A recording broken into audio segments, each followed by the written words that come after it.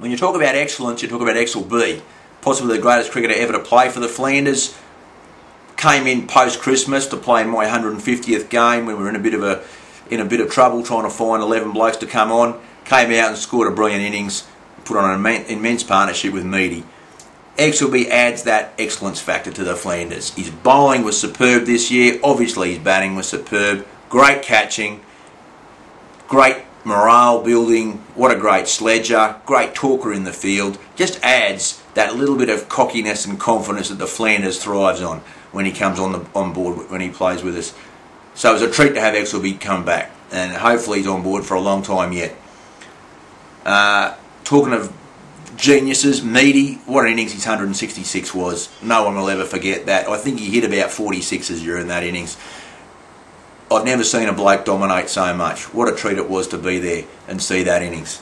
That innings and that partnership with XLB really stopped the rot after our 4 straight losses. Those two boys came back and enabled us to beat Mustang Sally's and hence get our winning feel back. And the team morale went through the roof that day. So thanks, boys. Those two boys deserve a big accolade. Little Leo Yin came in, played his first game this season. A bloke who can play cricket. He can bat brilliantly. He's the best fielder in the club at the moment. Absolute dynamo at cover. Throws himself around, saves runs all over the place. Great set of hands. And when he came on to bowl, his one and only spell for the season, got the match-winning wicket against Mustang Sally's in a tight one. So Leo, you've been a revelation, mate. Absolute thrill to have you involved with the club. Matty Wally played lots of games pre-Christmas. Contributed very solidly. Great team man as well. Got some good runs, bowled a couple of good spells, got some catches, was very much part of the furniture, and we'd love to have him come back in upcoming seasons and be part of the club. Andy Simmons, brother of the Sneaky. Andy played, he sort of saw himself as a bit of a come off the bench player. He came in when we were a bit tight for numbers on a number of occasions and has never ever let us down. Always gets wickets, always gets runs, takes his catches, and is part of the very positive feel in the club. It's a real treat to have Andy Simmons on the field. Pete Dunn. Pete Dunn, the oldest Flandersman to play this season, and that makes me feel pretty good. Pete Dunn played a game a decade ago, then came out of retirement to pull on the baggy maroon and showed an unbelievable amount of unbridled enthusiasm in his fielding. Not what you call a great batsman, not much of a bowler, but what a fielder he is, and what a great club man. Keeps the talk going, chases the ball all day, and the excitement that he showed when he was involved in his first ever run out was absolutely thrilling to see. Probably the biggest disappointment for the season for me was that I missed his great catch.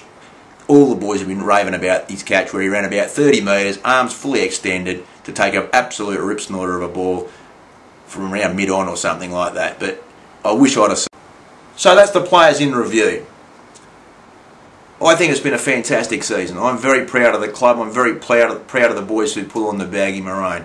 I think we've had some low times this season, but as usual, the indomitable Flanders spirit prevails.